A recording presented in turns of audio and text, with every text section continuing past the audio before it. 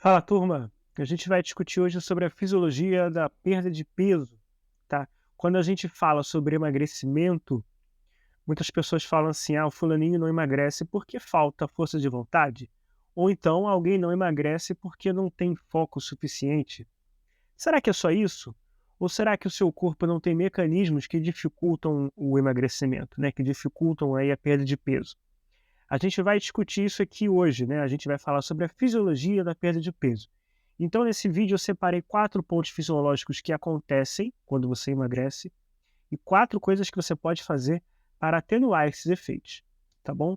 Então, de antemão, saiba que não é só a força de vontade, né? Não é só aquele desejo de emagrecer que vai fazer tudo acontecer. É claro que existe, né, motivação inicial, e isso pode partir de qualquer tipo de gatilho, né, que você tenha, mas entenda que ao longo do caminho você terá dificuldades fisiológicas, tá bom? E a gente vai discutir aqui isso nesse vídeo. Então, de antemão, eu peço para você se inscrever no canal, deixar o like, né, compartilhar esse vídeo para alguém que precise saber dessa informação. Bem, meu nome é Fabrício, eu sou nutricionista e a gente vai discutir sobre nutrição e metabolismo, especificamente sobre a fisiologia do emagrecimento. O que acontece quando você emagrece, né? 4 coisas acontecem que dificultam o seu emagrecimento, né, ao longo do processo, que vão tornar esse caminho aí bem mais difícil, tá? O primeiro ponto aqui que eu destaquei é o aumento da fome, que realmente acontece. A redução de energia, seja na taxa metabólica basal, que a taxa metabólica basal nada mais é do que a energia que você utiliza simplesmente por estar vivo, tá? Você está aí vendo esse vídeo, você está gastando energia, né? Se é suficiente ou não para emagrecer, depende, né, de alguns fatores. Outro ponto também é a alteração metabólica e a alteração no paladar. Ficou cortadinho no paladar. Vamos lá. Primeiro, aumento da fome. A cada quilo de peso que você emagrece, você tem uma sensação de aumento da fome em 100 calorias, tá? Então, eu coloquei um exemplo aqui. Se uma pessoa perdeu 10 quilos, a sua sensação de fome será em torno de 1.000 calorias a mais por dia, todos os dias. Pessoal, o que acontece? Esse é um dos pontos principais aqui e eu já vou trazer ele logo para você, tá? O nosso corpo, ele tem a capacidade de registrar o maior peso que a gente atingiu. Então, por exemplo, se você sempre pesou 70 quilos e se você chega a 100 quilos, provavelmente você vai estar aí numa condição de sobrepeso ou obesidade, né? Se você atingiu esses 100 quilos e você começa a emagrecer, o seu corpo vai fazer de tudo para você voltar aos 100 quilos. E isso é péssimo, né? Claro. Então, se você pesa 100 quilos e perde 2 quilos, a sua sensação de fome vai estar aumentada em 200 calorias por dia, todos os dias, tá? Então, 200 calorias em média aí, sei lá, 3 maçãs. Uma maçã tem 60 calorias e tal. Então 3 maçãs já é alguma coisa, né, considerável. Então imagina uma pessoa que perdeu 10 quilos. Imagina essa sensação de fome aumentada, tá? Mas isso acontece sempre? Quer dizer, para sempre, né, uma pessoa que emagreceu sempre vai sentir essa fome gigantesca? Na verdade não. Porque quando você atinge o seu peso máximo e você começa a emagrecer, o seu corpo registra esse peso máximo e vai ter esses efeitos fisiológicos para você alcançar de novo esse peso. Só que um certo tempo, se você se mantiver nesse seu novo peso, né, vamos dizer assim, o seu corpo também registra esse novo peso. Então vamos lá, você sempre pesou 70, chegou a 100 quilos. E aí você emagreceu e chegou a 90. Se você permanecer nesse peso de 90 quilos por um certo tempo, o seu corpo não vai perder esse registro de 100 quilos e vai registrar os 90. Então, praticamente, esses efeitos fisiológicos do aumento, da fome e tudo mais, será quase reduzido a zero, né? Então, você vai deixar de sentir essa grande fome, porque o seu corpo já registrou esses 90 quilos. Então, para ele, você tem esses 90 quilos, ele não precisa mais desses mecanismos fisiológicos. O grande X da questão é o seguinte: quanto tempo leva para o seu corpo registrar esse seu novo peso? Não se sabe, né? Não tem uma contagem exata. Isso é, de certa forma, individual, né? O seu corpo ele vai registrar esse novo peso de uma maneira, né, de um certo tempo, para outra pessoa pode levar um pouco de tempo a mais, um pouco de tempo a menos, tá?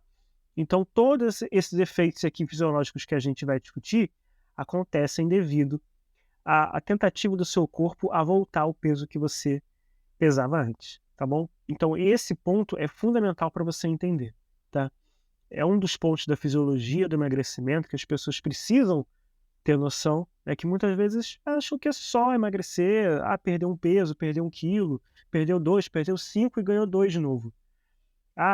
Pô, afrouxei na dieta e tudo mais. De certa forma pode ser, sim, né, a adesão da dieta, só que a adesão da dieta passa por esses efeitos fisiológicos. Você tem todo o seu corpo ali trabalhando contra você nesse momento. Então não é só a força de vontade, né? É importante frisar esse tipo de coisa. O segundo ponto que acontece é a redução de energia. O seu corpo tende a poupar energia a cada quilo de peso perdido. O seu corpo diminui a TMB, que a gente já conversou antes, em torno de 20 a 30 calorias. Uma pessoa que perdeu 10 quilos, ela gastará em média 250 calorias a menos por dia. Outro ponto aqui também interessante a se discutir são os mecanismos compensatórios. O que é isso? O seu corpo tende a gastar menos energia com outras atividades além do exercício. Por exemplo, se você faz um exercício físico, né, seja academia e corrida, não importa, né, e você se dedica um pouco a mais ali naquele exercício, você tende a se esforçar um pouco a mais ali naquele exercício, o seu corpo vai poupar energia nas outras atividades do seu dia a dia. Você vai se sentir mais cansado, você vai se sentir mais fraco, né? Tudo para você ficar mais quietinho e gastar menos energia. Esse é outro componente também do seu corpo para você evitar que você gaste energia e evitar que você continue emagrecendo. Então, nessa redução de energia, você tem uma faixa aí de 20 a 30 calorias por quilo perdido. Pode chegar a 25, pode chegar a 21, essa questão também é individual. 20 a 30 é uma média que a gente tem para tentar dizer aí, né, o quanto que a pessoa vai gastar menos de energia. E já é um fator considerável. Então você tem um aumento da fome, diminuição ali da energia que você gasta, que já é um baita efeito fisiológico contra o emagrecimento, né? O ponto número 3 é a alteração metabólica. Seus hormônios que controlam a saciedade tendem a ser menos eficientes. Isso colabora para uma piora no controle do apetite, fazendo com que a sua ingestão de alimentos aumente, tá? Ou seja, você tem uma alteração metabólica, principalmente ali da leptina, né, que é um hormônio que controla a saciedade. Você tem uma alteração no T3, T4, TSH e outros hormônios que fazem parte, né, desse controle da saciedade. Não é uma alteração que vai fazer você ter um problema metabólico, né, alguma coisa grave, desenvolva o hipotireoidismo, não. Mas é uma alteração considerável para você perder aquele controle ali dos hormônios do apetite. Ou seja, você vai ter uma dificuldade para se manter saciado, né? Então você vai ter todas essas alterações mais uma alteração metabólica. O quarto componente, que é um dos mais cruéis, né? Se os outros 3 também já não podem ser considerados, é a alteração do paladar. O seu paladar sofrerá alterações e estará mais sensível a alimentos mais palatáveis. E ele interessa se é doce, salgado, né? Ou seja, quanto mais você emagrece, mais saboroso tende a ser o alimento. É muito mais gostoso, né, você comer uma pizza quando você está de dieta. E não é só porque você está em restrição, não é só porque você está comendo alimentos que não têm muita graça, né, vamos dizer assim.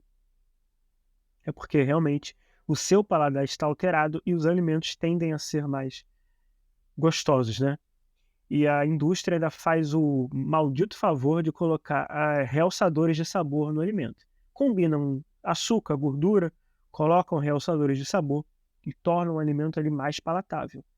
Além disso, né, o seu paladar já está alterado, você tem um controle do apetite pior, você tem um aumento na fome e diminuição no gasto de energia no dia a dia. Então, tudo isso contribui para você recuperar o peso que você perdeu.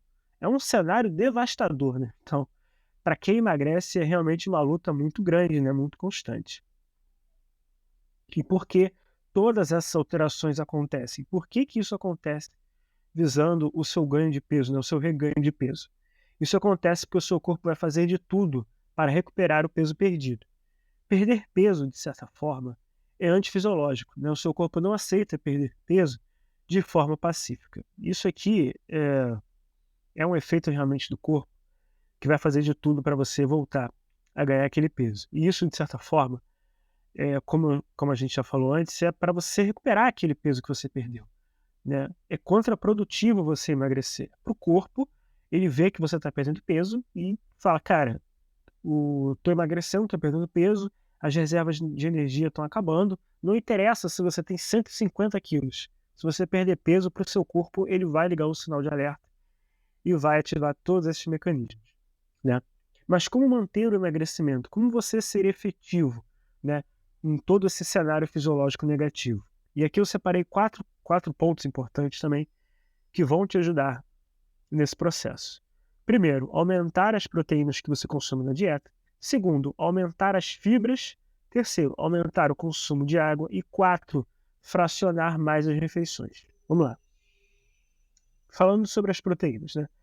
Para o emagrecimento, uma faixa de 1,6 a 2,2 gramas de proteína sustenta a massa muscular que você possui e promove o maior efeito da saciedade. Pacientes com sobrepeso e obesidade podem trabalhar com faixas menores de 1,0, podem, na verdade, trabalhar com faixas menores, né, de 1,6. Podem trabalhar com 1,0 a 1,2 gramas de proteína por quilo de peso. Ou seja, se você tem 150 quilos, né, você não vai pegar 150 e multiplicar por 2,2, né, que é o teto que a gente colocou aqui. Isso vai dar um absurdo de quantidade de proteína. Sua dieta vai ser mais cara, vai se tornar mais densa, né, vai ser bem difícil ali de manter, né, e não tem essa necessidade. Você pode trabalhar numa faixa menor. Quanto maior for o seu peso, menos proteína você vai precisar. Se você tiver sobrepeso e obesidade, principalmente obesidade, né? Agora, se você for eutrófico, se você tiver um peso ali adequado, tiver um MC no máximo de 25, você pode trabalhar com 2,2 gramas de proteína, porque você vai usar essa proteína não só para preservar a massa magra que você tem, como também controlar a saciedade. Muitas pessoas pegam a proteína e falam assim, a proteína tem o maior efeito térmico entre os 3 macronutrientes, entre carboidrato, lipídio e daí a própria proteína, tem o maior fator térmico. Ok, só que isso no emagrecimento, mesmo ali no quilo que você perde, no peso que você perde, não tem muito efeito. O fator térmico é maior, sim, mas onde que isso se aplica realmente a ter uma redução de peso expressiva? Não se aplica muito, né? O maior efeito da proteína que a gente tem é na saciedade. E além do mais, a proteína dos 3 macronutrientes é o que menos tem afinidade para ser estocado como gordura corporal. Isso, claro, numa dieta hipocalórica, né, com menos calorias. Até mesmo numa dieta normo ou até hipercalórica, levemente hipercalórica, dificilmente a proteína vai ser utilizada pelo seu corpo para ser estocada como gordura. É muito mais fácil ele utilizar a própria gordura que você come para estocar como gordura corporal. Em segundo lugar, utilizar o carboidrato, né? Para ele utilizar a proteína, ele vai precisar utilizar muita energia para converter essa proteína em gordura. Por isso que o corpo não prioriza utilizar a proteína para ser estocada como gordura corporal, tá? O segundo componente aqui que eu destaquei é o aumento das fibras, né? As fibras têm um papel de saciedade, além da proteção cardiovascular. E aqui eu destaco sempre, não só nesse vídeo, mas eu sempre destaco, que comer frutas e vegetais são muito importantes para a nossa saciedade e para a saúde como um todo. Outro ponto interessante aqui, que é legal destacar, é que você pode pensar assim, mas eu tomo multivitamínico. Olha que legal. Eu não como fruta e vegetal, mas tomo multivitamínico. Só que isso não substitui o consumo de frutas e vegetais. Primeiro que frutas e vegetais possuem compostos bioativos, coisa que não tem no multivitamínico, né? Você está gastando dinheiro ali com multivitamínico, mas se você comesse frutas e vegetais, né, umas porções mínimas ali, você iria adquirir um bom aporte de vitaminas e minerais, né? Mas, enfim, é uma coisa que muita gente negligencia, né? Consumir frutas, vegetais, aveia, chia e feijão são exemplos de alimentos com fibras. Uma recomendação básica ali de 35 gramas por dia é uma boa faixa para você consumir. Importante também aumentar o consumo de água. Se você aumenta a quantidade de fibras e não aumenta a quantidade de água, amigo, quando você for no banheiro, você vai sentir uma grande dificuldade. Sobre a água, aumentar o consumo de água é interessante para você também aumentar a saciedade. Você tem todos os efeitos fisiológicos ali acontecendo, correndo contra você, né? Então você aumenta as proteínas, aumenta as fibras, aumenta também o consumo de água, tudo isso vai fazer com que a sua saciedade esteja bem de, tá? Pacientes obesos e com sobrepeso podem ingerir em média de 3 a 4 litros de água por dia, né? Isso aqui é uma faixa que a gente pode trabalhar. Se você tiver ali eutrofia, o IMC ali em torno de 25, você pode trabalhar de 2 a 2,5 até 3 litros de água por dia. Se você passar um pouco a mais, também não tem problema. Tem regiões, cara, que você faz muito calor, né? Dependendo da sua atividade, do seu trabalho, você vai se desgastar mais, vai perder mais de líquido e é óbvio que você vai precisar beber mais água que uma pessoa que fica sentada no escritório o dia inteiro, tá? Fracionar as refeições. Isso é interessante, tem um ponto aqui importante, que é comer de 3 em 3 horas é importante, é interessante se você tem uma estratégia de emagrecimento e você quer aumentar a sua saciedade. Se você fraciona, se você faz 5 a 6 refeições por dia, é legal porque você vai trabalhar a sua saciedade para ficar bem ali, ficar saciado. Agora, comer de 3 em 3 horas nada tem a ver com aumentar ou melhorar o seu metabolismo. O seu metabolismo não fica mais eficiente por comer de 3 em 3 horas. Não sei de onde que tiraram isso, né? Mas isso é um mito antigo. Eu lembro que no primeiro período da faculdade, o nego falava isso, tipo, os alunos, né? Ah, comer de 3 em 3 horas, emagrece e tal. Besteira. Né? Isso aí não tem nenhuma aplicabilidade fisiológica, tá? Bem, esse foi um ponto aqui que eu queria trazer para vocês, né? Sobre a fisiologia do emagrecimento.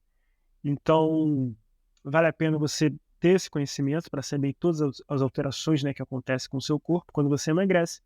Destaquei aqui algumas estratégias, né, que são interessantes para você melhorar. Você pode não ter nenhuma noção de dieta, por onde começar e tudo mais.